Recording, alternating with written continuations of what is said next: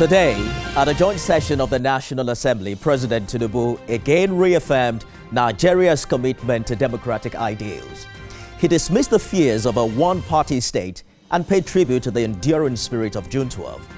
In a symbolic act of grateful nation and in the spirit of national healing, he conferred posthumous national honors on the wife of MKO Abiola, Akiyode-Afolabi, in recognition of her sacrifice for democracy. Also honored was Pa Alfred Rwani, the financier of the pro-democracy movement, and General Shehu Musa Yaradua, whose activism cost him his life in military detention. The president didn't stop there. In an extraordinary move, he granted presidential pardons to the Ogoni Nine, including the late Ken Saro-Wiwa, decades after their execution in 1995 under the Abacha regime. Well, it's a gesture aimed at justice and reconciliation. But how far have we truly come? 26 years after the military left the seat of power, returning to the barracks, and civilians took charge, the questions still echo: have we deepened democracy or merely prolonged it? June 12, 2025 marks the 7th year since this date was officially declared a public holiday in recognition of Nigeria's most symbolic democratic mandate. For the first time in over 30 years, the man who annulled the most credible election in our history publicly admitted that MKO Abiola won it in an autobiography, A Journey in Service. That admission, some say, reopened deep national wounds, remembering the hundreds who died, journalists jailed, activists exiled, and ordinary Nigerians who suffered in the aftermath of the annulment. But let's be clear, Nigeria's romance with democracy didn't start in 1999. We tested it in 1960, then watched it collapse under the boots of military coups. In 1979, we tried again, Shehu Shagari emerging as president, but by 1983 it was hijacked. And in the Third Republic, just when Nigerians made their choice in the historic June 12, 1993 election, democracy was denied oxygen. It was annulled and aborted. Now let's take you through a brief highlight, a few defining markers on this 26-year journey. Olusegun Obasanjo took office in 1999, marking the beginning of the Fourth Republic. Democracy is reborn after 16 years of military rule. The 2007 election was so chaotic and compromised that even President Yaradua, who was declared the winner, publicly admitted in his inauguration speech that the process was deeply flawed. He called for urgent reforms, which eventually led to the formation of the Justice Oways Committee on Electoral Reform. A constitutional crisis loomed in 2010 as President Yaradua fell gravely ill without officially transferring power.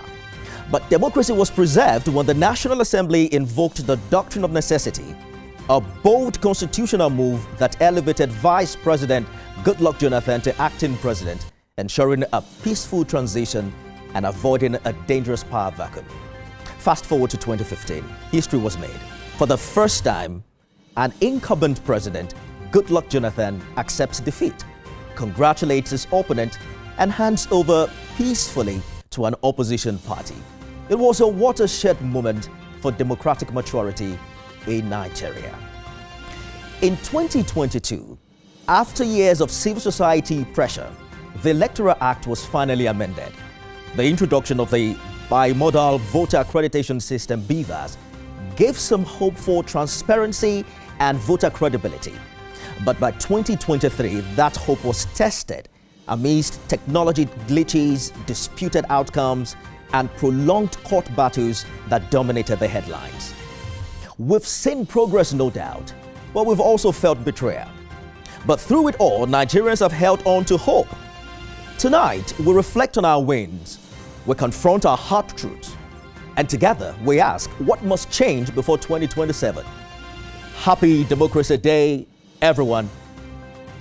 And welcome to this special maiden edition of the TVC Town Square series, coming to you live from our studios here in Lagos. I am Nifemi Oguntoye.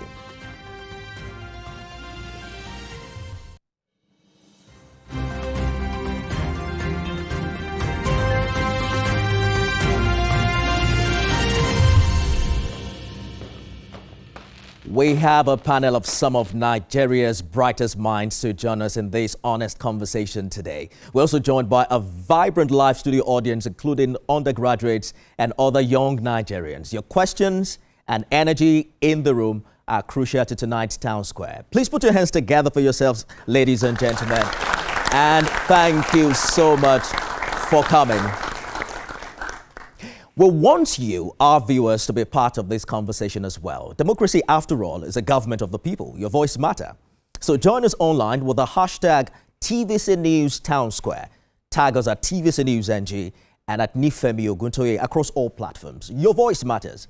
Tonight, as Nigeria marks 26 years of unbroken civilian rule, we're joined by 5 formidable voices, each offering a unique perspective on the progress, promises and problems of our democracy. First, let's bring in Isa Sanusi, Country Director of Amnesty International Nigeria.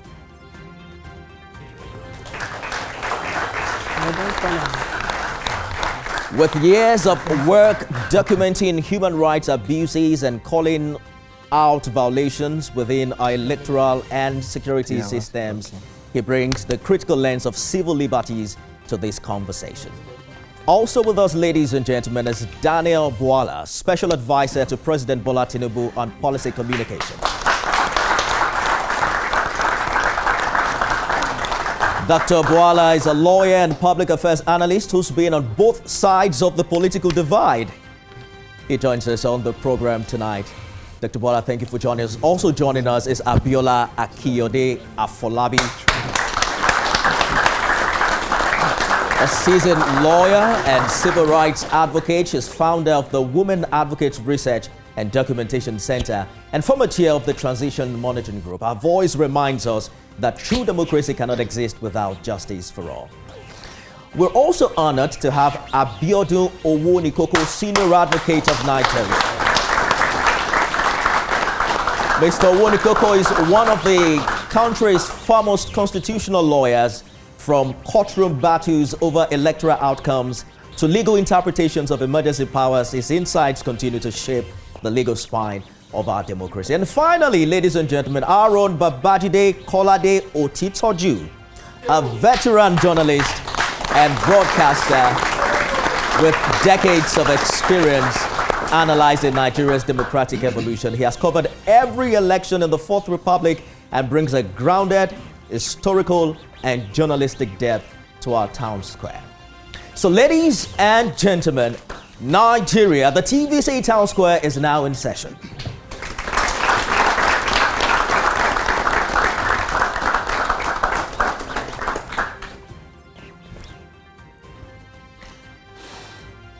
Some ground rules. Each panelist gets to speak for 3 minutes per round. I'll follow up with relevant questions during this period. Any member of the panel willing to react will politely raise their hands, but the reaction will count as part of their allotted time to speak. Members of the live audience also get 30 seconds to ask questions. We'll take comments and questions at interval from our online viewers. To keep the conversation sharp, inclusive, and spontaneous, I'll respectfully interject if we go over time. So I hope I have your cooperation as regards that. Once again, put your hands together for that.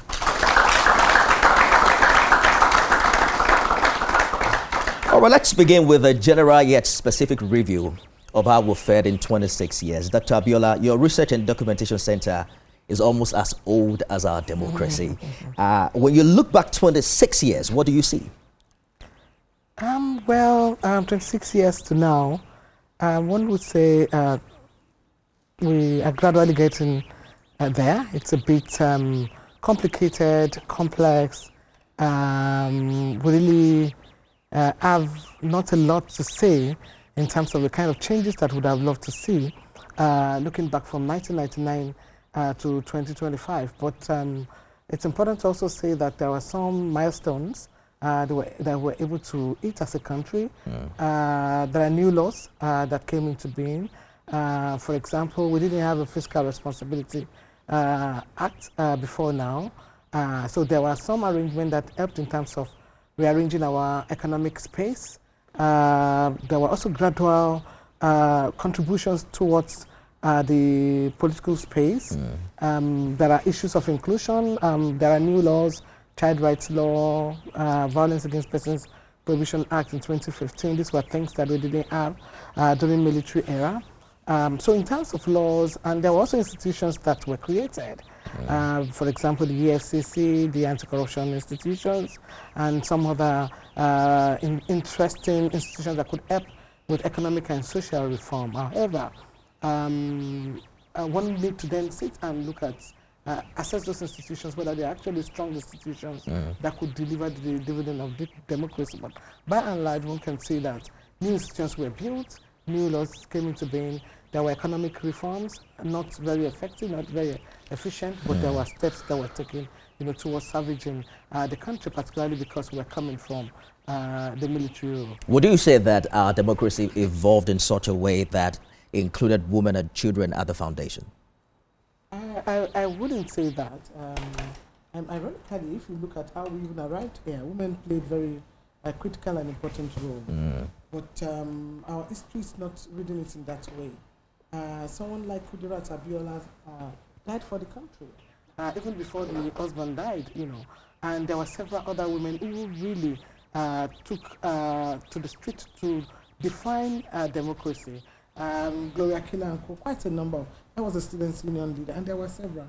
And there will be, from different... Kudirat Abiola was honored today. I'm sure the civil society is happy about that. Yeah, we're very happy. Ayobe was honored today too, so we're happy about that. And some other people like Chima Obani and quite a number of people, because what that is also saying is that it's a reflection, that is bringing those who had suffered, who had died in the course of the struggle. Right. So there's a way of remembering them. So it's a memoriam that will, particularly for those who have died, where it was something that from what the president read out today, some of the things that we could say, well done for that, but of course there are a whole lot of other issues. And we have enough time to talk about that. Let's bring in the senior advocate of Nigeria, Mr. Owonikoko. Thank you for joining us. The 1999 Constitution has been called military in spirit, but democratic in flesh. You have used that same document in court for many years. I'm hoping you can walk us through how valid this criticism of this document has been in the past 26 years.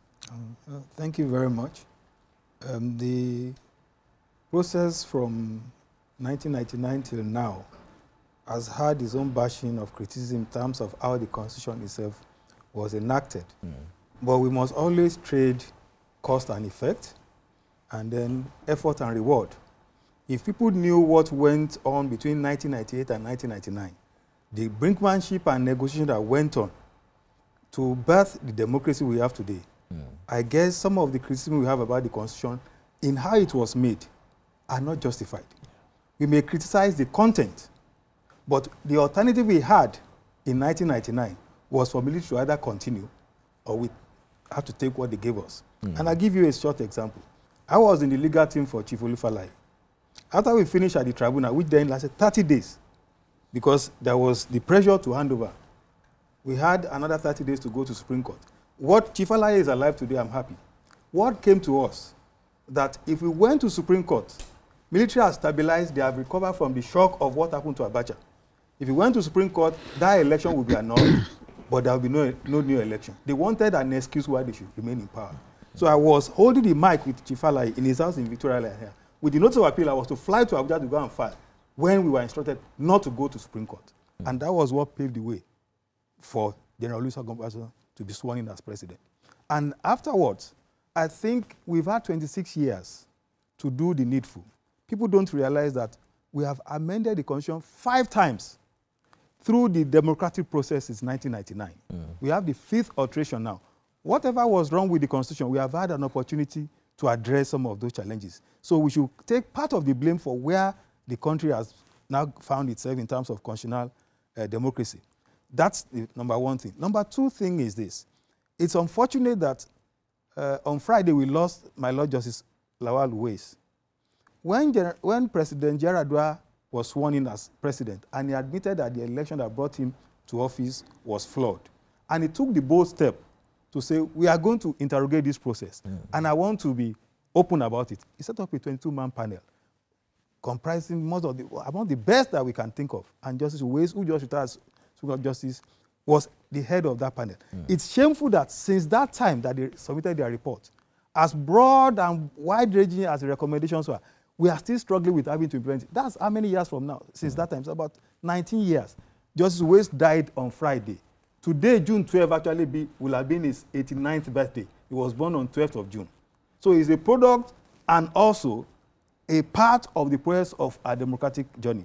And I believe that whatever lesson we have learned in the last 20 years, what we need to do is to take ownership of the constitution that we have and bring it in our image to reflect our wishes. Senator Advocate, you talked about 5 amendments in 26 years. There are even conversations as to whether or not subnationals have implemented some of these amendments to their favor. But is there any part of that constitution that has actively hindered our democratic development and should be a priority by now?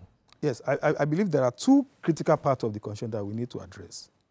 The first is, as the Waste Panel report realized, the process of appointing the election managers. It is just natural that if those in authority have the prerogative of choosing who should manage the election, it's going to reflect their own values. And the recommendation was that we should isolate the election managers away from political control. In fact, the requirement to become members of election manager included having to show that you have qualification of a member of House of Rep, which means that you must have a political party, you must belong to a political party.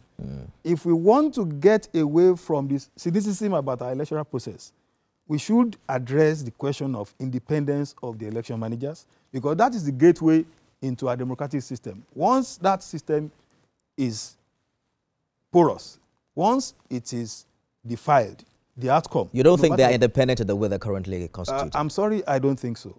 Even though they answer independent National Electoral Commission? Well, I think the name was actually was meant to inspire hope.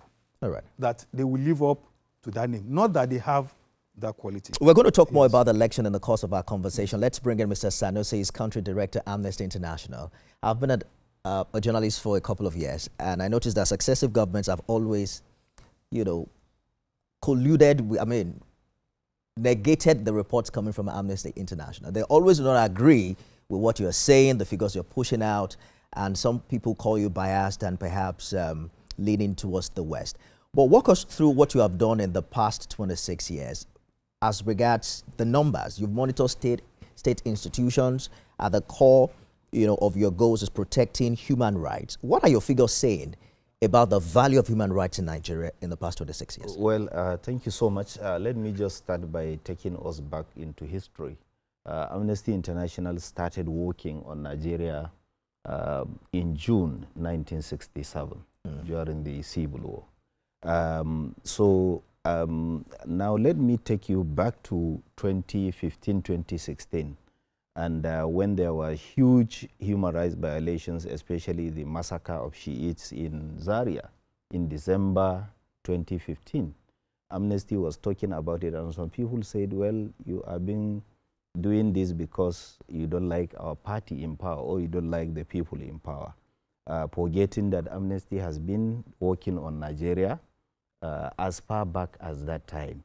When you go into our records, you will see even things that happen, interventions, human rights interventions that happened as far back as those years, from 1967 downward. Now, the work of Amnesty International and the effort of some people to paint us as agents of either foreign governments is really unfortunate and doesn't actually agree with the facts on ground about the organization. We always disagree when we are called an NGO, because we are not an NGO, we are a movement. Amnesty International is not financed by anybody.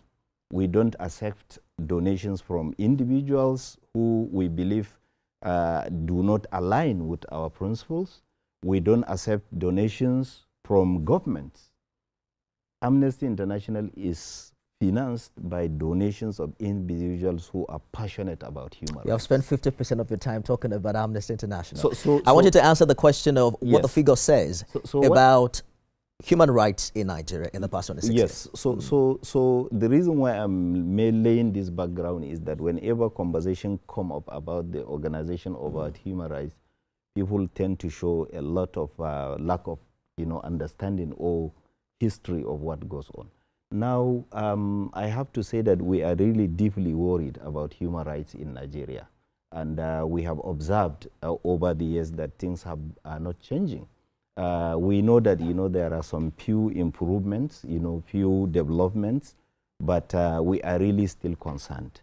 And in the last 10 years, what we are more worried about is the security of lives and property. We have a situation whereby we have insurgency in the northeast, and now we have a fresh insurgency in Sokoto axis, a fresh insurgency in Kwara, called Mahmuda, a new insurgency group. So I don't think that there is nothing as important as security of lives and property, and we are really worried that things are not getting better. All right.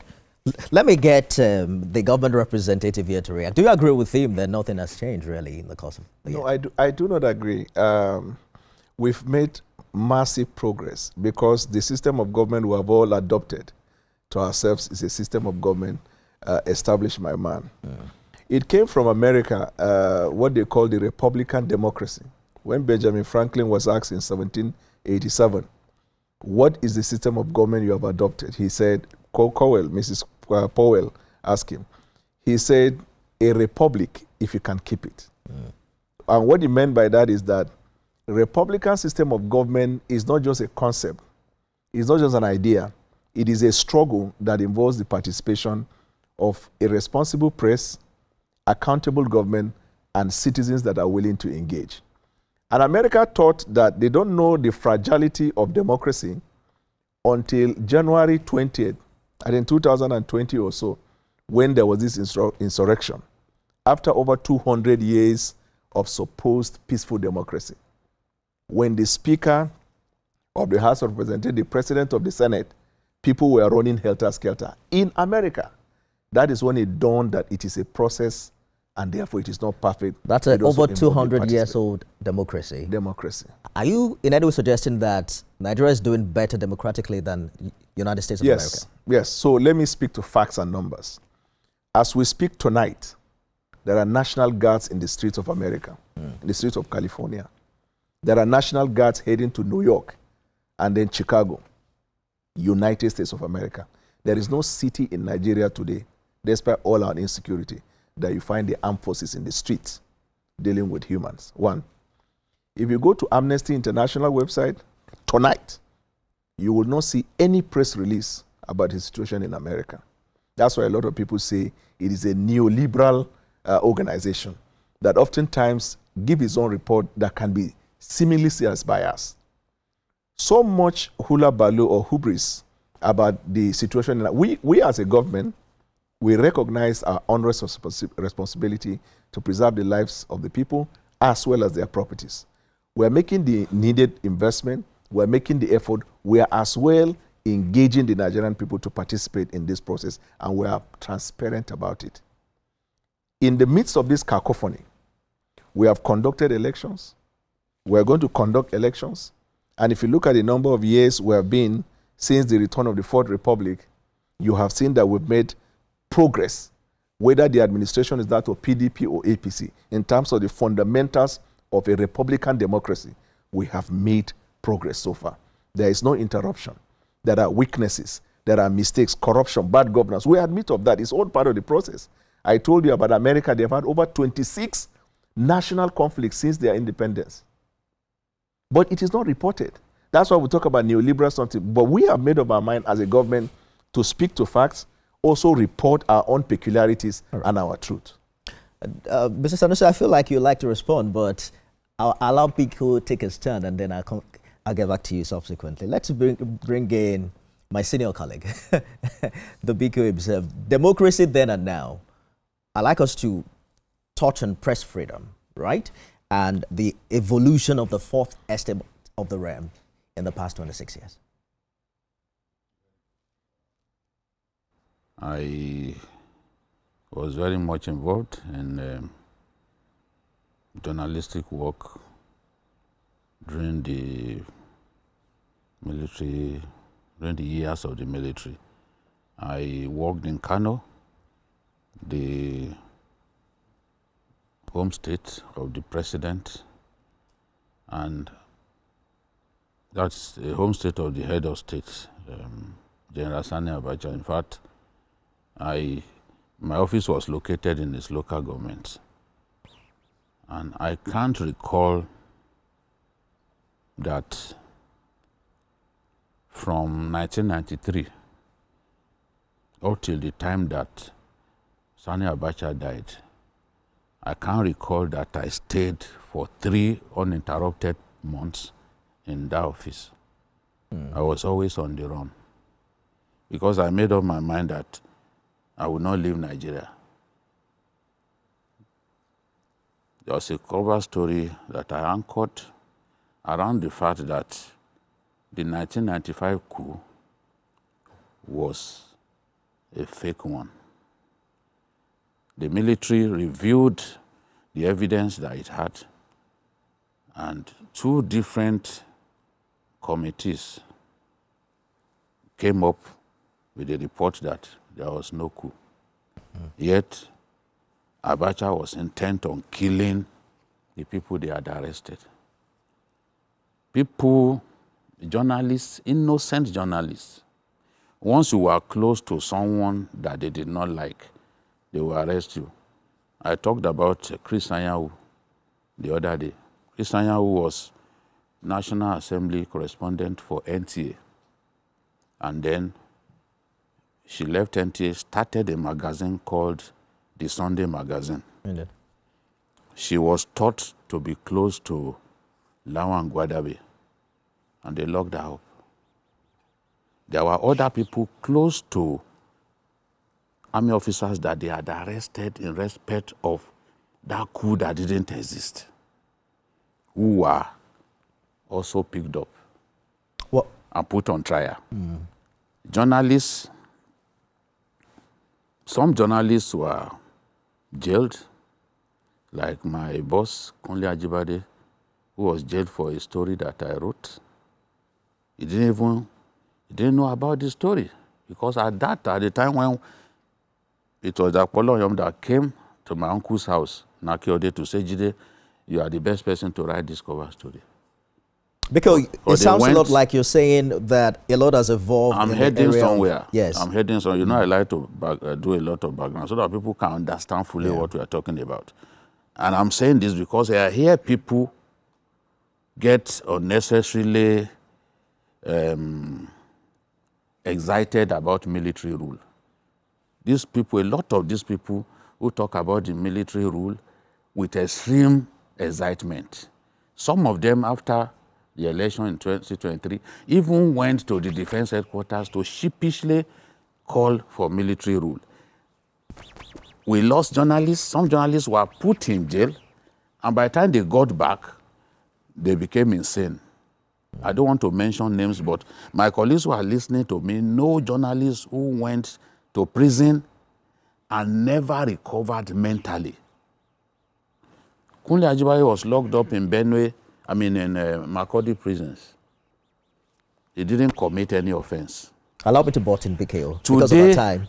I just want to lead that conversation. Hold that no, thought you are for talking a minute. about press freedom. Yes, today, I hear you. Because someone like saw, VDM can say a lot of things. We also saw Mr. President You cannot do today. that under the military rule. We saw the Mr. President today giving honor to some of these journalists that you've talked about, giving credence to the submission you have made. Yes. I want us to just quickly touch on what that means and how you think the challenges have evolved, because in those days it was about, killing press freedom. Right now, the challenge may be media independence under growing economic and political pressure.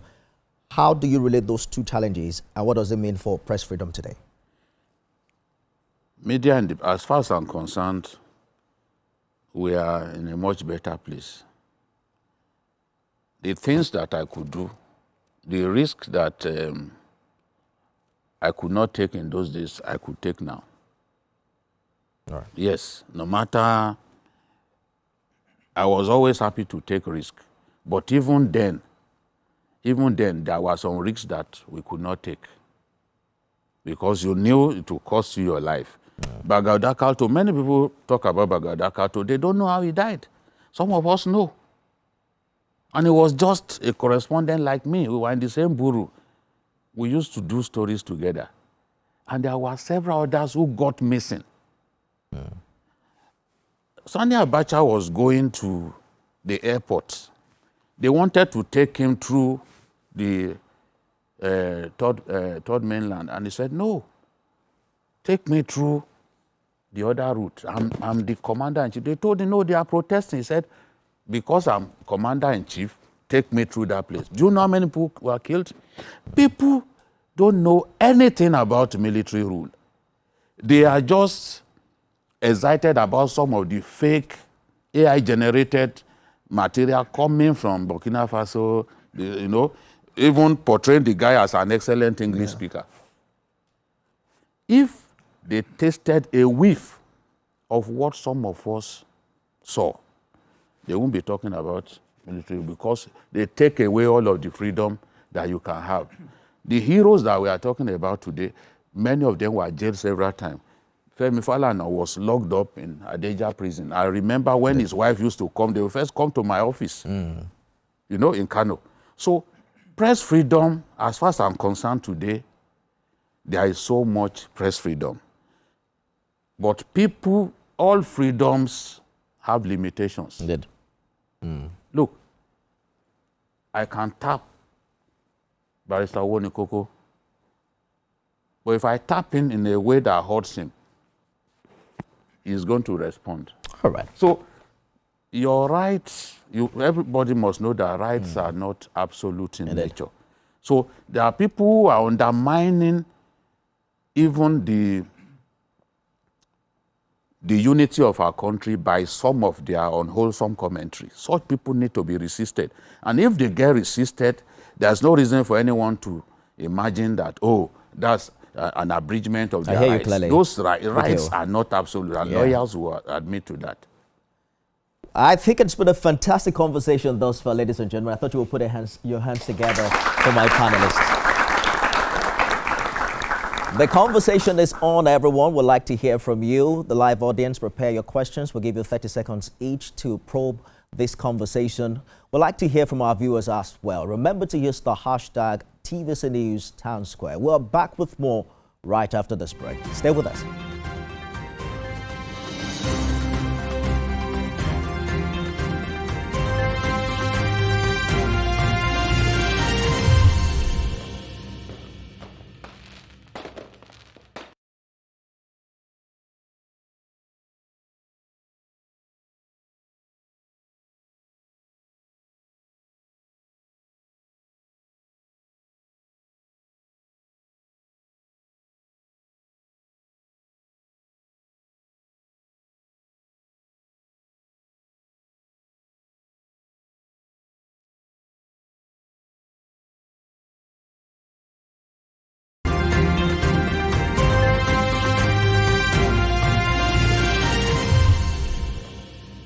"26 years of unbroken democracy, celebrating our wins and charting the path for the future." You're watching the maiden edition of TVC Town Square. Thank you for staying with us. Thank you, audience, for staying the course. I believe it's been a productive conversation thus far. And to the lady and gentlemen of the panel, thank you so much for staying the course. So you had that conversation peak at the issue of freedom of the press, freedom of expression, and you had BKO and Mr. Bwala saying things have improved remarkably. Dr. Abiola, I want to hear from you about what your thoughts are as regards to this. Well, I think I disagree a little bit with the opinion of the last speaker with respect to freedom of expression. 26 years or 25 years after, I don't think we should have a situation where the civic space is still being shut down as if we are still in the military. I was surprised because if you are not talking about what we are seeing in the last 1 year, 2024, we have several records of journalists arrested at different times, you know, in this country. And if we're talking about human rights, we can't look at it from a point of during military was more systemic, and now we can see quite a number also. So even if it's not as bad as what we're seeing during the military regime, we can still see a number, Adejuwon, Soyinka, First News, Daniel. So we can count about like 5 or 6. And if we're saying that we have shifted from the military rule. We shouldn't be talking about that in 2024. And we have also seen situations where even television houses, you know, are being shut down, you know, as we go along. So if we look at it, I don't think this is a good development in democracy, and it's important, you know, for us to pick up some of this conversation, because if part of what we are saying today is charting a way forward for the country, it's important for us to be sincere, you know, about our assessment of where our democracy is, because if we don't do that, then that means what we're doing is to chart our path, you know, backward. And also to speak about what the whole idea about whether Amnesty International reports is Western. How? Amnesty International is reporting the security situation for some of us who work in Maiduguri. We know about some of the situations that they are reporting. So for me, I think in terms of wanting to move forward, you know, in a democracy, we rather listen to reports that are credible. Amnesty International is one of the most credible reports in the whole world. So it has nothing to do with Nigeria. And talking about what is happening in New York and talking about what's happening in Los Angeles today, if we put that side by side with what we saw in NSAS, during NSAS, it's quite ridiculous that in Nigeria, after 1999, we are still having the kind of backlash we see when people have right to protest, even the end bad governance. This happened not quite. This is 2024. I'm in court against the government for that. You got people, rather than giving people that freedom of assembling an association, you asked them to go to a particular place. We went to those places. We had police tear gassing and shooting and dragging people out of the place. So what manner of democracy is that? So I think it's important for us in this kind of discussion to be very open and know that whatever we're contributing to the development of the nation. Mr. Bwala, you're hearing that there are still concerns within the civil society about freedom of expression, freedom of the press, and even human rights. Is that a priority concern for this administration? What I know for a fact is that this administration has not only respected but preserved these rights. The president himself is a product of this struggle. But she just made some specific examples about what happened under this administration. Examples of freedom? Yes. Like BKO talked about very dark man. At least people who follow him, they see what he says. There's a lady, Aisha Yusuf, and then there is Kenneth. I'm talking of fiercest critics that sometimes in the expression of their freedom, they go beyond. But you see, let me tell you something about democracy and freedoms. And that's why I talked about Amnesty and some of these organizations. I don't cast aspersion on their person, but I speak to facts. In the United States, the Supreme Court gave interpretation on the First Amendment, this right of expression in America. It says, even if you don't like what they say, even if what they are saying is injurious to your person, that right is protected. The highest you can do is to go to court. There is no right in the United States in terms of expression that is qualified. But the laws, we are governed by laws. In Nigeria, Supreme Court has interpreted on many case laws that these rights are qualified.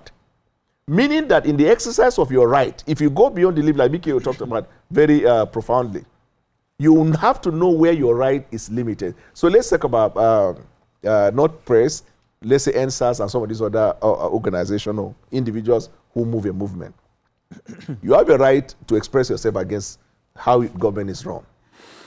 If in the exercise of the rights you violate the law, what is the position of the law? Because the law must not be contrary to itself. And the law prescribes punishment for every offense that is committed. Who has the duty of maintaining law and order? And then which body interprets the right and liabilities of that individual? We have measures, we have guardrails in preserving the right of an individual. If your right is violated, go to the court and seek for the enforcement of your fundamental right. Using a brush, every time, for example, she talked about my learned senior here, talked about Maiduguri. I come from Maiduguri. There are so many reports that emanate from international organizations from Maiduguri that are outrightly false. And I can tell you that today. And let me tell you a bit again I know about intelligence. Most of these organizations that operate as NGO or civil rights or whatever, they have their funding from international bodies. I served as special advisor to the Deputy Senate President, and the office of the Deputy Senate President piloted the constitutional amendment. I had knock on my doors every day from this civil society organization pushing an agenda for amendment of the law in one area or the other that has no co-relationship with the right and beauty of governance of the Nigerian people. So what we are saying is that there is a revolution in knowledge and information. Right. So it has freed our mind to a point where we do not take hook, line, and sinker a report just because an organization is known for this or known to that. We speak to facts and we defend facts. Let me bring Mr. Sanusi into this conversation. I'm wondering how you think our data gathering system has evolved over the years, because I'm sure Amnesty doesn't expect that, like you said, we take the report hook, line, and sinker. But do you think that as a country, we also have, of course, as MBS, do you think we have that independent data gathering system that you also bounce your figures with? Well, first of all, let me a little bit go to what Mr. Bwala earlier said about Amnesty not saying anything about the U.S. During the break, I opened my phone and I look at the website of Amnesty USA. And today, June 12th, they posted something criticizing Trump for militarizing the streets of Los Angeles. So after this moment, I will share it with you. You just fact-checked him, right? And yes, so the issue is, whenever Amnesty International releases a report, people, I think we have a reading problem, we have attention problem. People don't even pay attention to what we say. Number one, Amnesty International is not a court of law. We never say what we presented to the public is like a judgment about somebody. Whenever we do things, and I always believe that people who follow our work very well will understand that Amnesty International is a human rights organization. We are not interested in politics or religious issues or ideology. We are not APC or PDP. So when we are gathering data, we don't bring any sentiment because we don't do ideology, we don't do religion, we don't do anything. We do human. So when we have our standards for gathering data. So when we present a data, we always say, tell the government, give us what you have. What is your data? If we say, like just before I came here, I was sent some of the most horrible things I have ever seen in my life from Plateau State. And these killings happened yesterday. I don't think anybody will look at those pictures and sleep well. So what we are saying is that if we release a data and somebody believes that they are wrong or exaggerated or have some ulterior motives, where are your own? And whatever we release a report, what we are saying is that we are just a human rights organization passionate about people living with dignity. We have investigated this and this. I believe you are the authority, you are the government. Mr. Sanusi, I believe that these reports are a means to an end. You do these investigations, you do this reportage to get government attention. Do you sit with them at the table? What kind of engagement exists currently? Well, that is you have brought in a very important issue. Whenever we do a research, we have a standard internally in Amnesty International. We give the government 3 weeks. We write to the government. We have never released a report without sharing it in advance with the government. And the reason why we do that is to, number one, give them the opportunity to challenge some of the things that we got wrong. And number two is an opportunity for them to say, okay, Amnesty, this is what we have, but we at the government, we have our own. And we adopt their own. Does that happen? They never respond to us. They always ignore us. And I am telling you, perhaps we should exchange numbers after this. I am telling you, I wish I knew you will ask this question. I would have come with every letter we wrote to the government and every letter that was ignored. All right. Let us move this conversation forward a little. Senior advocate, we've seen different applications of emergency rule in Nigeria's democratic journey. In 2004, it was President Obasanjo who declared emergency rule in Plateau, right? And then in 2006, it was in Ekiti. We saw some form of emergency rule in Yobe, Adamawa, and Borno in 2013 and 2014, only that the governors were still on their seat. Earlier this year, President Tinubu ordered a form of emergency intervention in Rivers State. The conversation here has been whether these declarations were grounded in constitutional necessity, or whether sometimes it served political ends. And more specifically, does Nigeria's constitution give clear enough guardrails, you know, to prevent potential abuse of emergency powers? What are your thoughts in this regard? Let me enter a caveat. As we speak, there are about 11 or 12 cases in respect of the Rivers State Declaration of Emergency, one of which is in the Supreme Court. I happen to be one way or the other involved in some of them, so I will be a bit constrained in going to specifics. However, the beauty of a constitution is its adaptability to varying circumstances. A constitution does not envisage crisis and how it can be managed. It's actually a bad constitution. And so, even before now, since 1960 Constitution, we have always had provision for state of emergency. And where it is properly invoked, people don't see the benefit if their personal interest is affected. But if they were to reverse and find out what will have been the possible consequence of that decision not being taken, they will appreciate why it has to be so. For the first time in Nigeria, without expressing an opinion on whether the president acted rightly or wrongly, I'll give you two facts that distinguishes the case in Rivers from all the ones we had seen since 1999. For the first time, Supreme Court of Nigeria pronounced that there was no valid government in Rivers State because the power of the legislature has been collapsed into that of the governor, and there was no legally functioning state government authority.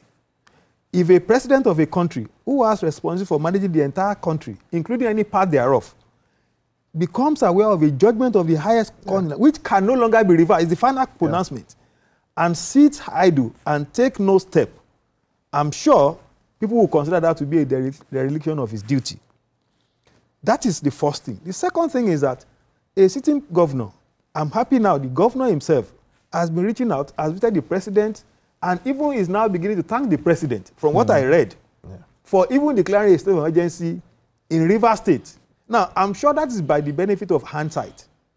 Probably the security information and intelligence at the president's disposal when that decision was taken was not shared with him. It couldn't have been shared with him because he happened to be the center of the whole crisis. It's not like a government of a state is overwhelmed, then he goes begging to the president, please intervene with your forces to take control and restore law and order.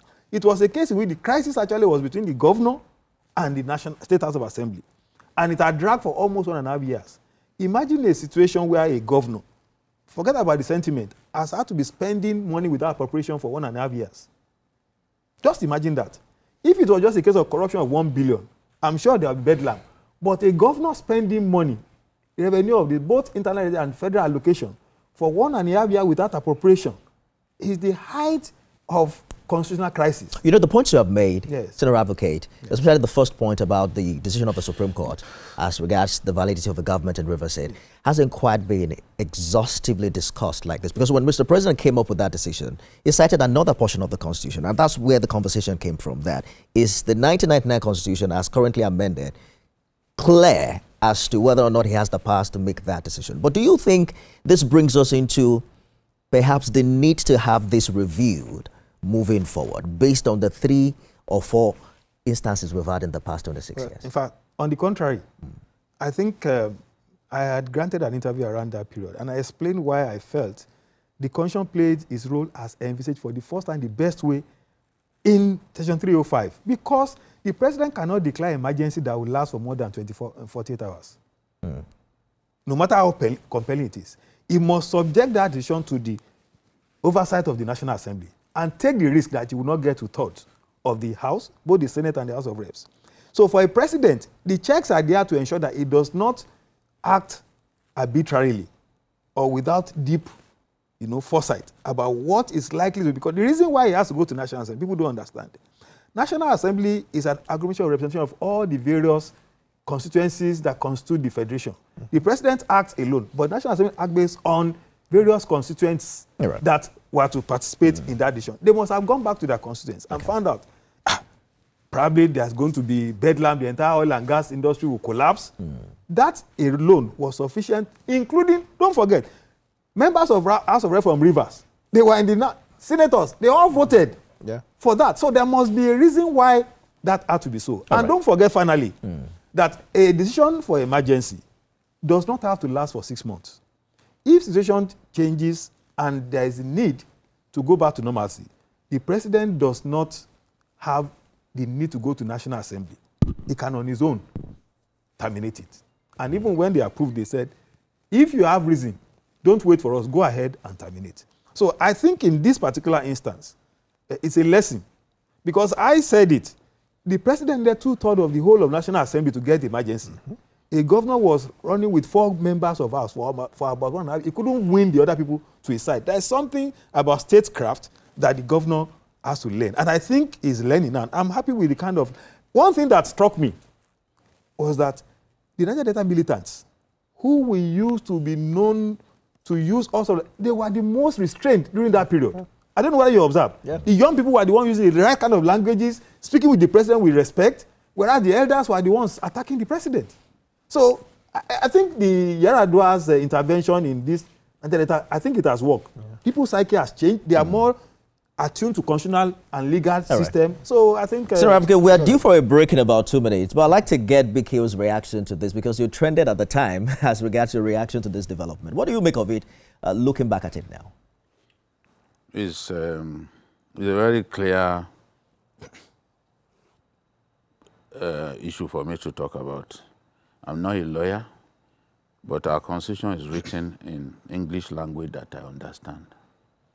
And once I read it, I wasn't convinced that the president had the powers to suspend democratic institutions.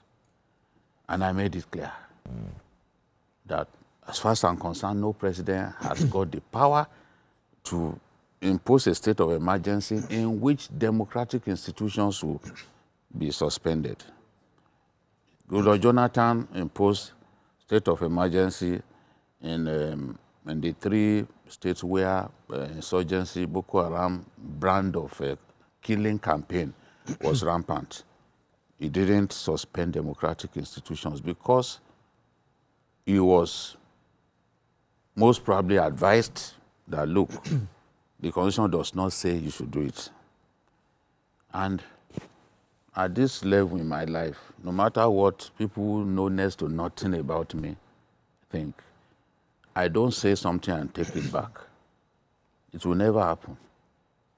And I stood by what I said in spite of the desire of some people working in a TV station to come with a lying propaganda that I took it back. I have said it 5 times. This is the 6th time that I'm saying that I stood by what I said. And I know the president will not do anything about it. Because I know him very well. He's a Democrat. He's not going to do anything about it. He knows it's my opinion. He respects it. I'm happy to stand by what I said. And I'm saying it again before Nigerians who were misled. But I stood by what I said. We practice our profession in one of the most difficult phases of our national life. We lost friends, innocent journalists practicing their profession. We lost friends, people close to me. So now we are in a much better place. I'm not saying that we do not have... We have to quickly go on a commercial break. Yes, let me just drop this line. Yes. Because my sister said she does not agree with me. It's fine. But the question you asked me, you wanted me to compare that era with what is here now. And I can say that it's a much better place. Yes, we'll be right back after this break with more conversation. Stay with us, everyone. In the maiden edition of the TVC News Town Square, as we continue our conversation on Democracy Day. As we look ahead to the 2027 general elections, a key question emerges, and it has to do with what must change to make our democracy look better and work better for all Nigerians, from electoral reforms to civil inclusion, constitutional restructuring to governance accountability. The big question is, where do we start from? In this segment of the conversation, we're turning our attention to the future of Nigeria's democracy. What must change? The audience is energetic and the conversation is rife. We'll be hearing from them very shortly. You can also be a part of the conversation. Remember to use the hashtag TVC News Town Square, tag at TVC News NG and at Nifemi Oguntoye so we can get your comments here. Thank you so much for staying the course, ladies and gentlemen. It used to be ladies, but you're representing a whole generation here. Perhaps it's a good place to start when you look at women representation in the past 26 years. What would you say we're not getting right when you compare gender parity in a country like Rwanda, for instance, or even in Kenya? What do you think is the challenge? Do we have so many men in Nigeria that it's difficult to beat the 7% that we currently have in women representation? I think there are quite a lot of things to put into consideration when looking at women political participation in the country. The political parties have a very strong role to play in ensuring gender equality, and so we don't have that conversation yet. Nigeria is not different from other African countries. So when we even talk about the issue of patriarchy, there's patriarchy and there's patriarchy everywhere, but there's a way in other countries that patriarchy has been deconstructed. However, the law has a role to play. If you look at what we say about Rwanda, in the 90s, there was a wave of constitutionalism, and so most countries changed their constitution. And the process of making the constitution was also changed. So there were participation of everybody, including women, and persons with disabilities.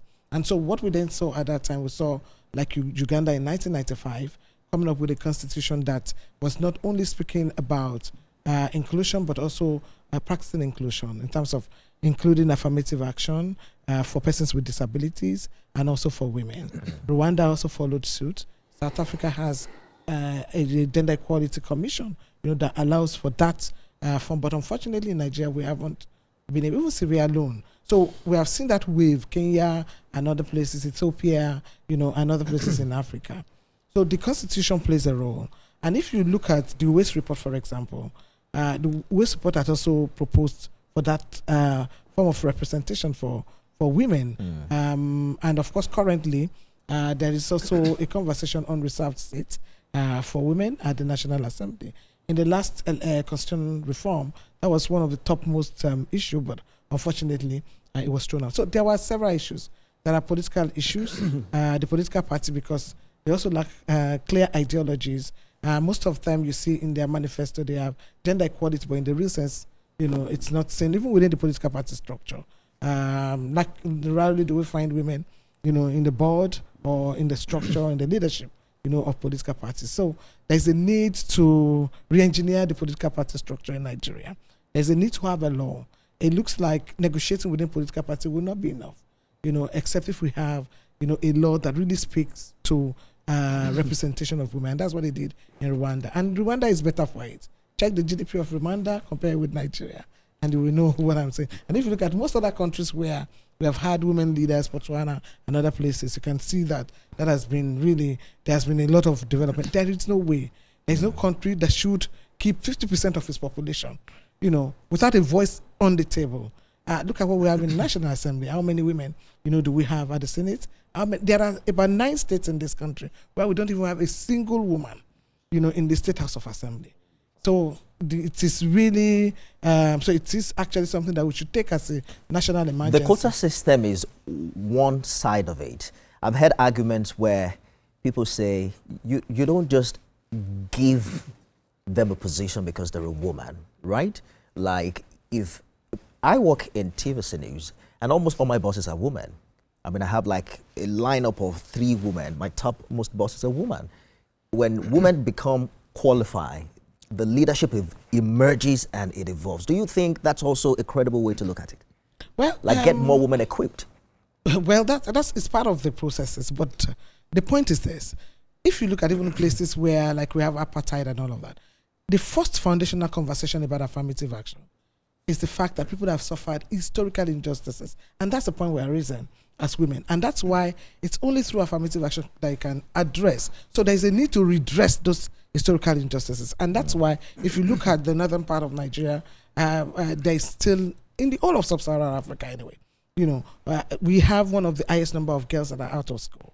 You know, there are political, there are social, there are religious issues that have deterred women, you know, from attaining a particular position. If you recall, when we were in school, if you want to enter into university, there is about 3 ways that you can come in. There's educational disadvantaged area, there's catchment area, and there's merit. It doesn't mean that there's partiality. What it is taking into consideration is that they don't want a situation where we have an educational system where only a part of the country, you know, go to school. Yeah. And I could remember then Lagos was one of those educational disadvantaged states. But today Lagos is no longer there. So one of the things that people need to understand when talking about affirmative action is that it's a temporary measure. If you look at Rwanda constitution, if you look at Uganda constitution, they said 20 years. After 20 years, we will step back. If you look at it in Uganda today, when they started, women were not up to 30%, but today women are 65%. So Uganda has gotten to that level where they then need to step back. I see how animated you have suddenly become, you know, when we started this conversation.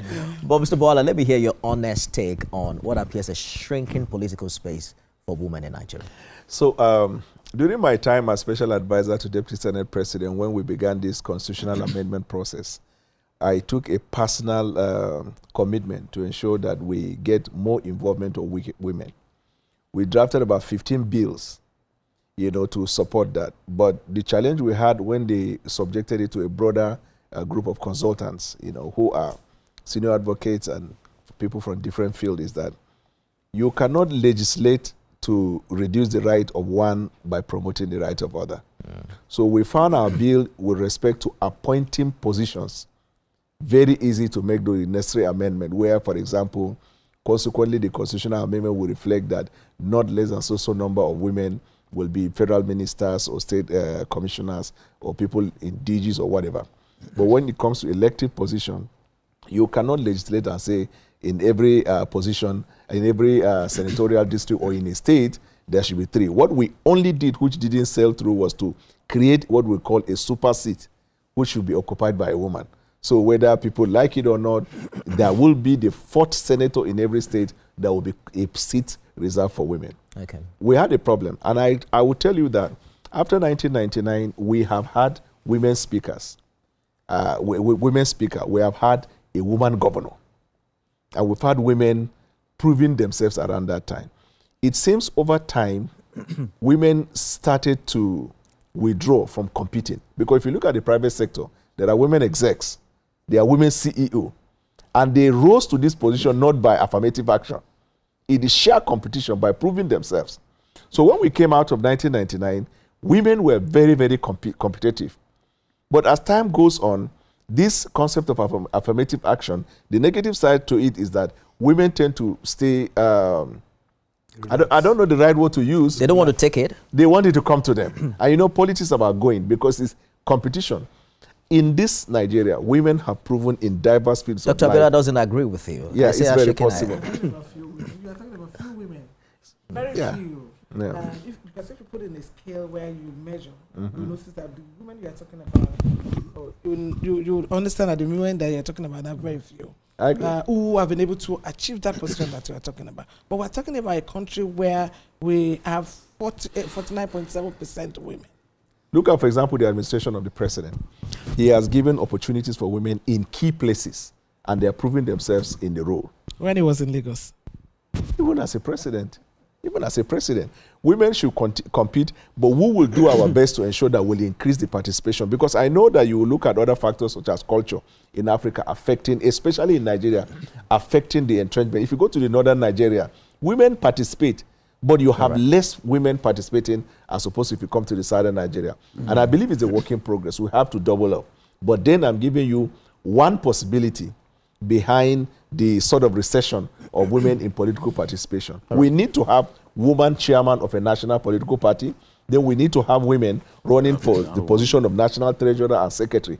That is how you begin to get elective positions for women. I hear you. And I think we have a perfect gender mix for that conversation. We'll get back to you subsequently. I'm coming to you, Mr. Sanusi, but let me get to the senior advocate very quickly, because some of the pillars of democracy has to do with rule of law, human rights, and what have you. And many of the conversations we've had here today gets back to the judiciary. You have talked about the independence of the Electoral Commission, but there's still the valid question of whether or not our judiciary is independent. You see, most of our elections still end up in courts. And it speaks to a flawed electoral system. Some argue that it is mischief on the part of those who have lost. But there remains the real concern of undue influence by politicians on our judiciary. Where are we and what must be done differently? Thank you. I think sometimes we mistake the judicial exposure to influence with lack of independence. When it comes to adjudicatory independence, Nigerian judiciary has adjudicatory independence because there has been no instance where non-judicial officers have been writing judgments for them. But because they have not insulated themselves from political influence, the bias of their interests tend to reflect in how they adjudicate, especially politically involved cases. And I've said to you that the judiciary has bastardized electoral jurisprudence in Nigeria as a result of this, not consciously, but in their belief that as a third arm of government, one of their duties is to protect the stability of the state. They tend to give judgment on electoral disputes in a manner that shows that they are more interested in stabilizing the system rather than being unduly proactive. But the country that we are requires proactive judicial activism. For instance, today, I was with a colleague of mine yesterday, and he said they went to cite one of the judgments of Supreme Court in Botswana in an election matter. Now, Supreme Court in Nigeria will say that every single dispute you want to establish, you must call an eyewitness from the polling unit, regardless of the nature of it. It has got to the point that it's almost impossible now, unless we're talking about disqualification, to achieve anything in court over electoral dispute when you are the one trying to establish some form of dispute. And they said, look, they can't understand the jurisprudence. That a document has been brought that shows something has gone wrong. You say you must call a witness physically who witnessed it in polling unit. And then one of the reasons we amended the Constitution to give time limit for electoral dispute was because they realized that if you are to challenge election, presidential election, you probably need to call about 30,000 witnesses in a space of about 3 months. How is that possible? So they then decided, look, let's limit the time, and they introduced provisions that say, look, if malpractice are manifestly disclosed on document, you don't need to call a witness because everybody can look at the document and decide it. Yeah. Now, the jurisprudence of Nigeria, the way it is, the court has ruled, after we thought that was an escape route, to say that notwithstanding that provision that the legislature has come in to provide, you must still come and speak to the document. And if you are not the one who participated at the lowest level of election, what you are saying is hearsay. So it's almost, and then that is very important for our democracy because when people begin to lose trust on the dispute resolution process after election, it can negatively impact the perception of how our democracy works. So there is need for intentionality about how we proceed in reforming our electoral dispute, number one. Number two is that it's not even necessary that you must always go to court for election. But I did a study more than 30 years ago, and I realized, and I keep on advocating this, there's a fundamental dysfunctionality in the way we run our own electoral system.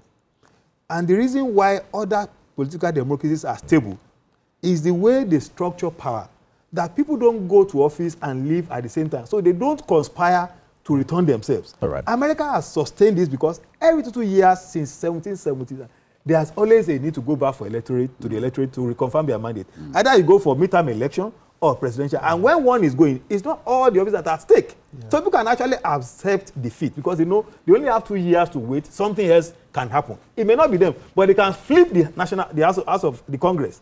The president might lose majority in the Congress, even though he's still the president. I hear Senator King. So please, let me just stop you that. So there are some things we need to interrogate in how we structure the system itself. Let's get this conversation to a live audience and hear from them. You have 30 seconds to ask your questions. Let me know. Oh, I see 1 hand, 2, beautiful, 3 and 4. Can we get the mics to them so we can hear from them quickly as we get the contribution? Your name and your question. All right. My name is Julius Adebayo.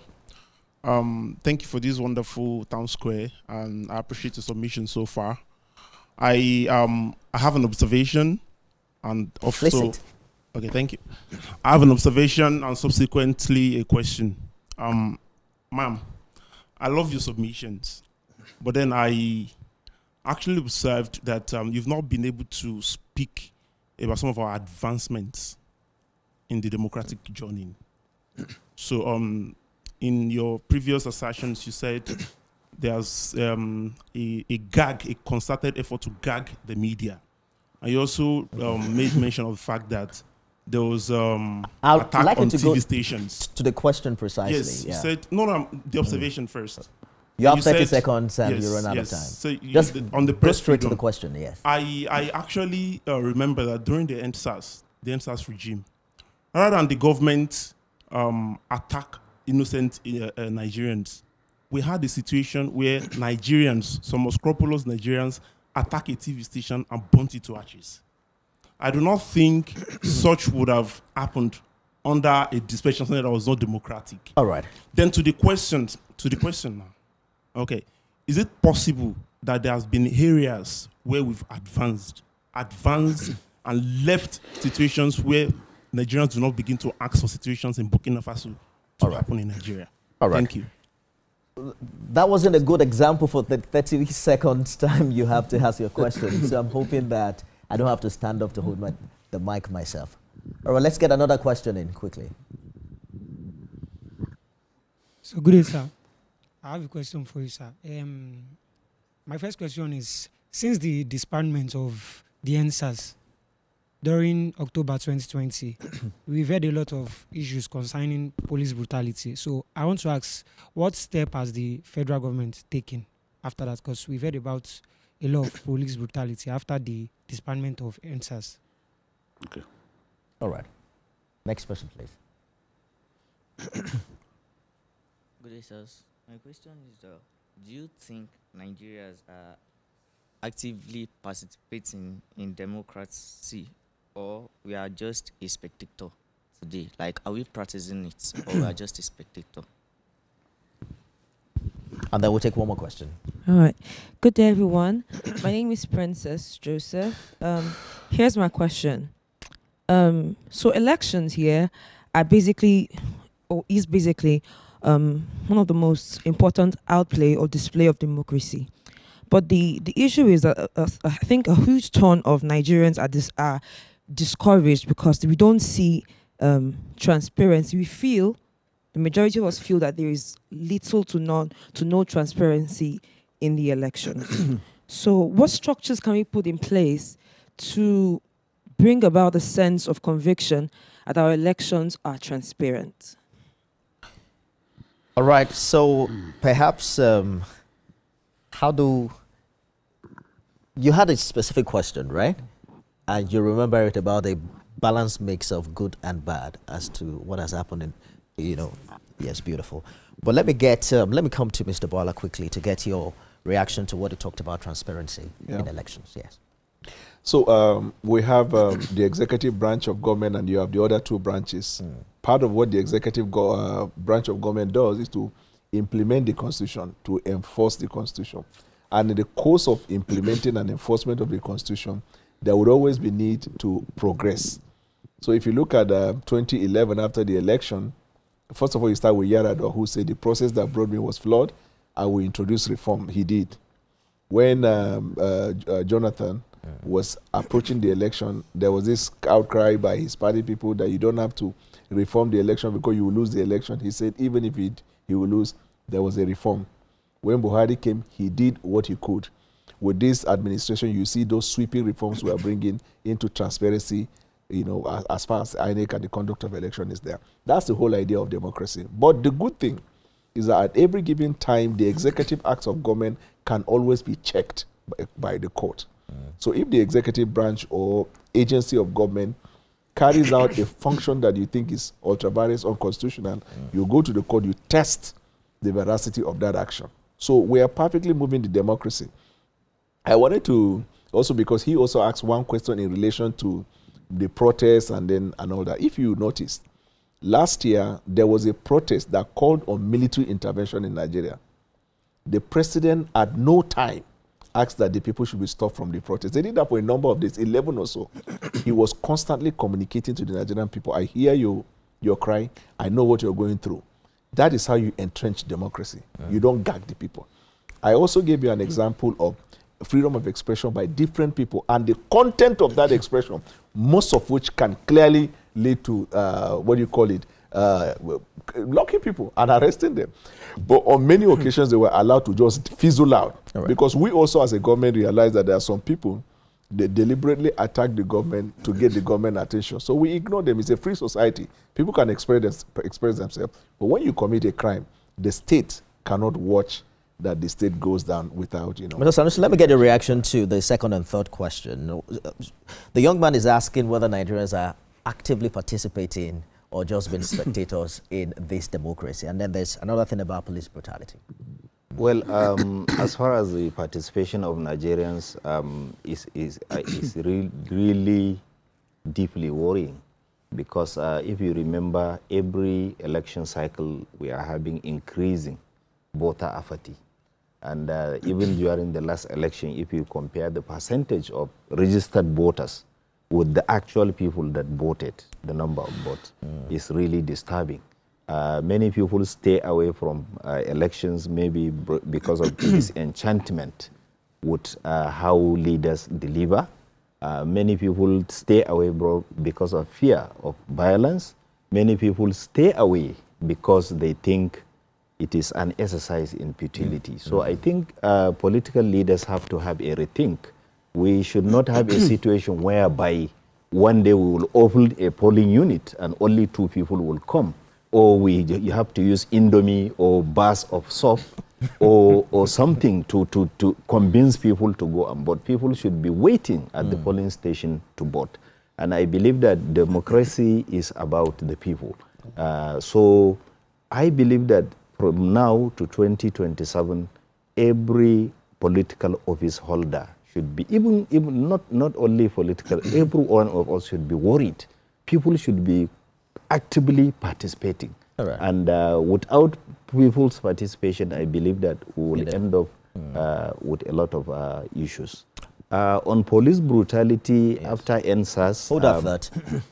I'm going to add that to your next question. Okay. But let me hear from BKO quickly. That voter apathy is huge. There seems to be there's a huge trust deficit between those who are governed and those who are governing them. They just feel like once you get into power, you've lost touch with reality. Yes. And then they just leave you to your side like, well, you don't even know what's happening. You're in Abuja enjoying life. How do we bridge that gap? Because he asked, many of us are just spectating. We're not really participating in this democracy. Yes, I think that the political parties have so much work to do in terms of improving voter awareness, political education, and I also think that the National Orientation Agency has a lot to do by way of talking to our people, engaging our people, and getting them to realize that, look, their voter card is power in their hands, and they should see voting in an election as fun. It should be something like a carnival, a day when voters exercise their power over political office holders. There is a lot that good governance can bring about. The National Assembly recently shut down the bill to, enforce that everybody votes. No, it was a ridiculous bill. Yeah. It was a thoroughly senseless bill to try to force people to vote. There's nowhere in the world where I've seen that happen. Even Kagame, who would not agree to have less than 95% of the people elect him, has never forced people to go and vote. So it was a sensible thing to put that bill in the trash can. What I'm saying is, a succession, if we have the 3 electoral cycles that deliver solid good governance to the people, the perception of our people will change. They will be much more involved in electing their leaders because they will want that progress to continue. Leaders must be accountable. What we find in Nigeria is that at different levels, people in government do not think they are responsible to the Nigerian people. And that is actually, you know, getting the people detached from how they are governed. They are not as interested as they should be. Many people are giving up on our country. I have been telling Nigerians that, look, you don't need to give up on your country. This country can still be better, but political leaders have a lot to do. Political office holders have a lot to do to get Nigeria, especially the young people. The young people have the voting numbers, but a lot of them are political. Indeed. A lot of them are interested in movies, interested in computer games, and all. They don't show enough interest in politics. And if you look at people, Awolowo and the rest of them, they were very active politically when they were in their 20s. For obvious reasons, they say that, you know, we're not even feeling the impact of whoever we're voting for. So why vote in the That first is place? why I said that if we have 3 electoral cycles that deliver very good leaders who make good things happen, that perception will change. It happened in Botswana. Today, Botswana is the pride of our continent. People are happy to vote. People are happy to get Okay, we're due for another break. So I apologize, I have to continue. You always use my time for break. When we leave this place, we'll talk about after the show. We are back with more right after this break, everyone. Don't go away. The TVC News, thank you so much, everyone. We have a very vibrant audience here. The TVC Town Square is still in session. Our conversation is on Democracy Day. Thank you, everyone, for staying with us. Let's take a couple of comments online. Remember, the hashtag to use is TVC News Town Square. This is from Imafido. Imafido says, this is a lovely program that provides the right history of our country's progress from the First Republic via the incursion of the military and now 26 years of unbroken democracy. One question for Amnesty International. Where's there no bulletin from the riot in U.S.? I think that he mentioned earlier that there's actually a publication on that from Amnesty International United States. Yotas Mansi says, great discussion on democracy progress. And another person here is talking about the need to focus on production. Okay, I'm not sure I got that quite well, but it says focus on improvement. Not very clear message, but keep your messages coming and we'll be here to take them as well as take questions also with our live audience. Ladies and gentlemen, thank you so much for staying the course of the program. A round of applause for yourself. We're going to get more questions from the audience, but I'll give BKO 2 minutes to really wrap up his thought as regards that specific question of what has been done, aftermath, the answers. Yes, I think first and foremost, we lost an opportunity to have the police reformed. At that time, I remember our friend Innocent, the late Innocent, Clean Foundation, was a member of the panel that government set up to reform the police, look at the wages of the police, do something about police welfare, and find a solution to constant report of police brutality, extrajudicial killings, and all that. There was a particular video of a policeman saying, Oga, give me the honor of killing him. Give me the guy was running around the bus, and that officer shot him. The boss actually gave him the honor of shooting the guy. So how do you kill people in broad daylight? So the then vice president said they saw some of those videos and they were really, really sad. They didn't know that it was that bad. But the NSAS organizers refused to send representatives to that panel. They were trying to copy what was happening in Hong Kong. But it cannot happen in Nigeria. You still need leaders. You need leaders that will get involved with government engage with government so that we can find a solution. We lost that opportunity, but SARS was disbanded. The members were were told to go to Abuja, where they were profiled, so that those who do not deserve to remain in the police were then sent packing. They also conducted tests on them to discover those who were guilty of substance abuse. They never released the report of that because I knew a good number of them were on drugs, and that was why they were misbehaving. So today, as a result of that agitation, we do not have SARS anymore.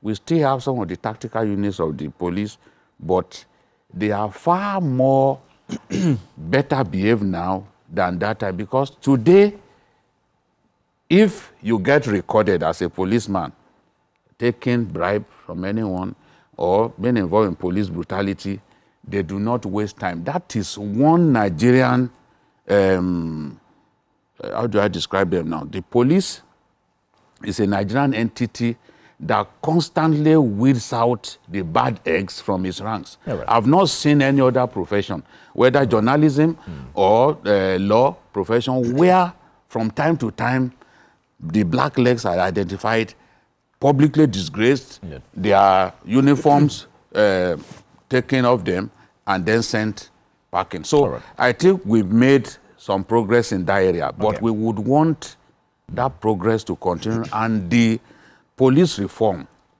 that was put in abeyance has to happen, so that we'll have the police that we can all be proud of. Mr. Sanusi, you're sitting with the figures. Do you agree with him? Have we made improvement after NSAS? Well, yeah, as he said, you know, NSAS was disbanded, and but, you know, as a human rights organization, every day we receive reports of police atrocities.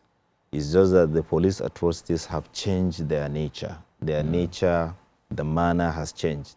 One thing that I just want to give an example is that there was this culture in the Nigerian police that is very dangerous and still perpetuating this impunity. When a policeman commits atrocity like torture or extrajudicial execution, the only thing they do is to transfer him to another part of the country. So I also agree with him that we lost the opportunity with the momentum of NSAS to carry out a comprehensive police reform. That opportunity has been lost, and that is why almost every now and then you hear about police atrocities, extortion, torture. They are still going on. Therefore, we need to do that comprehensive, thorough, concrete police reform. We need it, because young people are still complaining. With just carrying a smartphone will put you in danger. Just driving a flashy car as a young person or carrying a MacBook will make the policeman to ask you, where did you get? So we need to do that reform, and police atrocities has to stop, because Nigerian youths are saying enough is enough. Thank you, Mr. Senator. So let's take 3 more questions for the last segment of this conversation. We're back to our live audience. Anyone with questions? Sorry, please. Excuse me. Yes, sir. On this panel, we have at least 3 lawyers. Yeah, okay. Otitoju made a comment, and it will be remiss of us not to intervene. That only police, discipline their erring officers. I'm sorry. The consistency. Now, let me explain. They do it with a regularity that I don't see. Please, let me just interject here. Okay.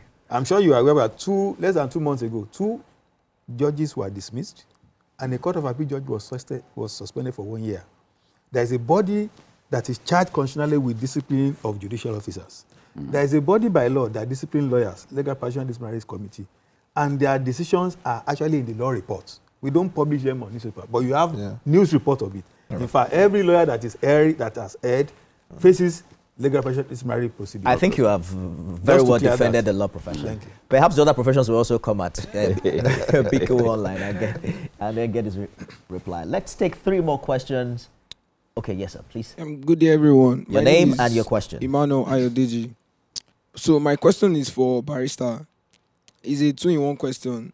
How independent is Nigeria's judiciary in practice, and what role does that independence play in protecting democracy? All right. Next person, please. Thank you. Good evening, everyone. My name is Lamidi Ayuba. My question goes thus. As a young student leader, and they are talking about politics, and it's kind of my interest. So I have this question. What was the plan for the youth concerning the incoming, this present government? What plan do they have for the youth that are participating in government actively? All right. One final question.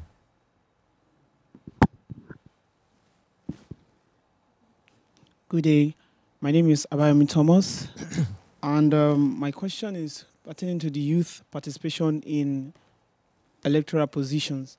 In the past, we've had youth and younger ones as head of states, but transitioning to the democratic era, it seemed like the table has turned around. Why does it seem like our older generations are not giving we, the younger people, a chance in electoral positions, going down from the party levels down to the main elections? Thank you. Thank you, Thomas. Please put your hands together for them, ladies and gentlemen. Dr. Abiola, Thomas is saying that it's easier for younger people to lead in military rule than in democratic dispensation. What's happening? Well, I think that we need to fix our politics, and that's very important. And so let me speak to the what we can call the triangular approach to politics, which I think the country needs to look at. And I'm going to take that from a 3-point of view. One of the reasons why we're still having the crisis that we're having is because we don't have value-driven political class. And we need to say that. Irrespective of whatever we see that is ongoing in the last 26 years, there's still a huge challenge with the political class. There's lack of political ideology. There is a lot of godfatherism. There are so many things that are affecting our budding democracy that would not make us to get to where we want to get to, and that would affect the young people. Because if there's no clarity in terms of ideology in any political party system, it's very difficult for marginalized groups like young people, like women, persons with disabilities, to be able to attain any position. Now, and if you look at the role of the youth in the last few years, there was a not too young to run law, that was passed. And one would have expected that after the passage of that would have increased the number of, young people in politics. You can see that law has not been able to adequately address that problem because the political class is not value-driven. The political class is not following, the rudiments of the laws that they even made, by themselves. The second issue is that, of course, there must be reforms, both electoral and constitutional reforms. We have been toying and playing with electoral and constitutional reform for years in this country, and there's a need for us, to begin to then start taking our issues one by one. People talk about the need for us to have the Electoral Offences Commission, as a way of addressing some of the problems. We cannot continue to turn all our election results to the courts. The courts cannot be that determines, the right of people to be able to vote. So we need to look at our electoral laws. We need to look at our constitution. And the third issue which I want to raise in terms of what we need to do in terms of fixing politics is that the citizens, there is also the issue about citizens' participation.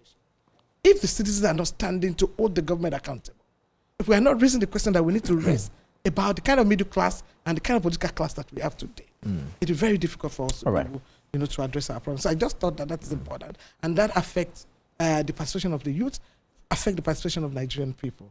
And of course, on the issue of the NSAS that he had raised earlier, my question would rather be, why did he allow it to happen?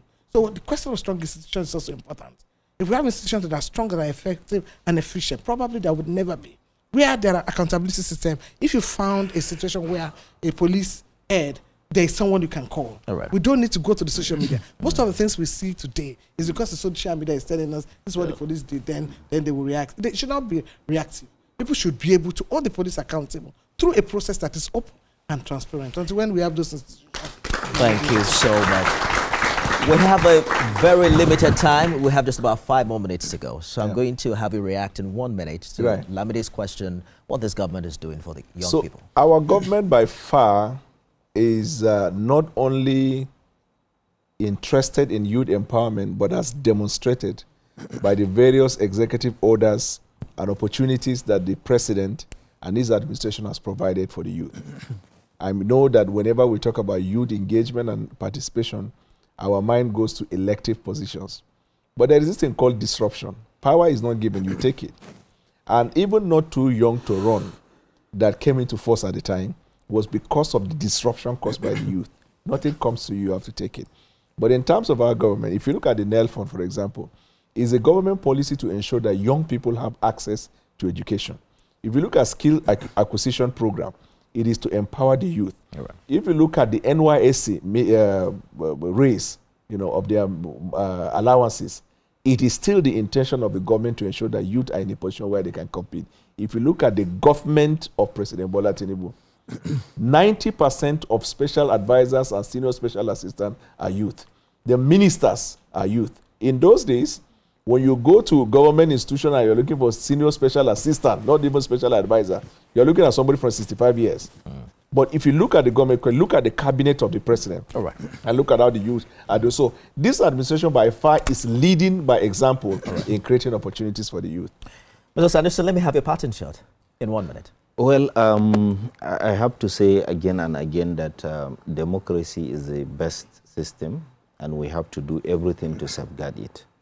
We all have to understand that, we have issues, but this is the best thing that we can ever have.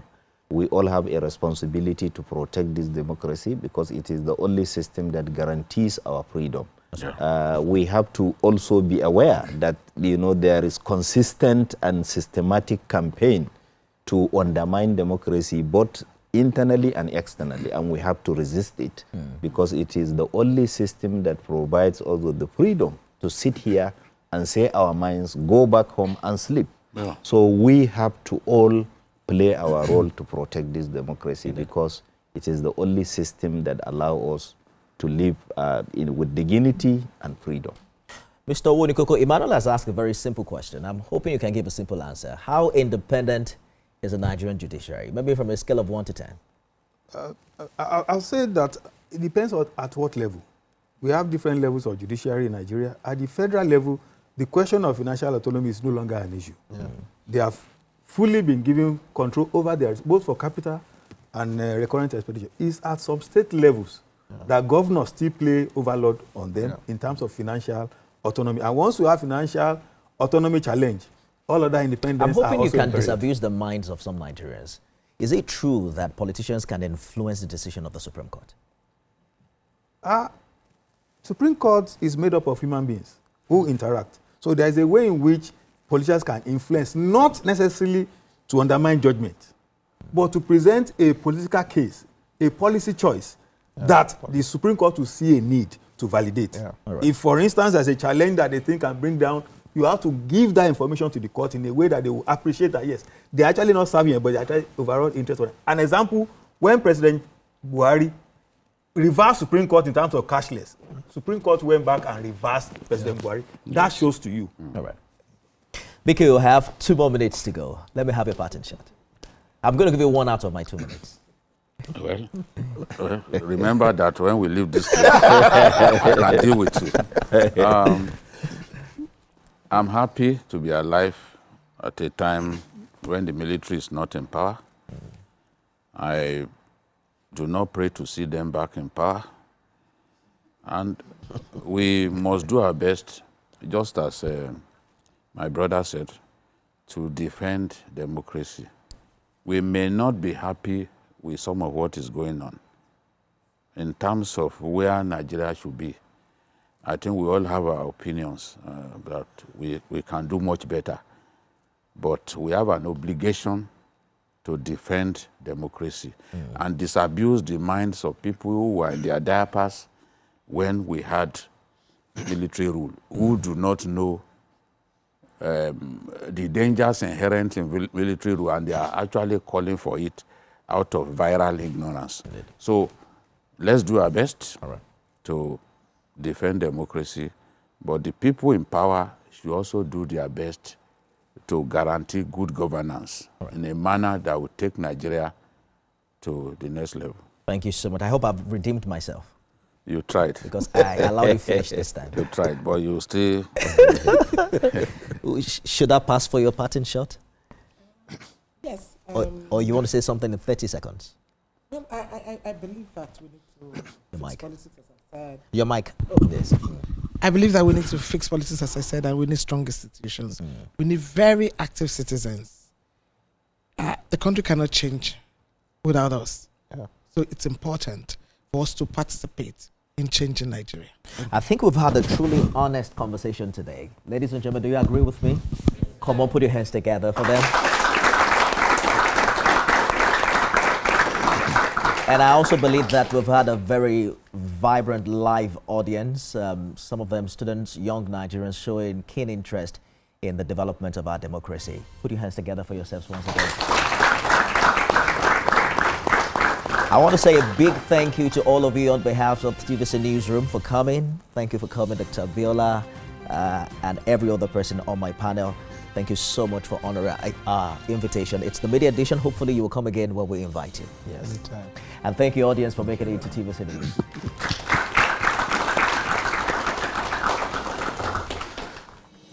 Democracy is not a destination. It's a continuous journey, one that demands reforms, rights, and real representation. But the conversation doesn't end here. It continues tomorrow on Beyond the Headlines, 6 p.m. every weekday, as we dig even deeper into the future of our democracy. Until then, thank you to our panelists, our live audience, and to you for watching. And now the town square goes on recess. I am Nifemi Oguntoye. Happy Democracy Day and good night.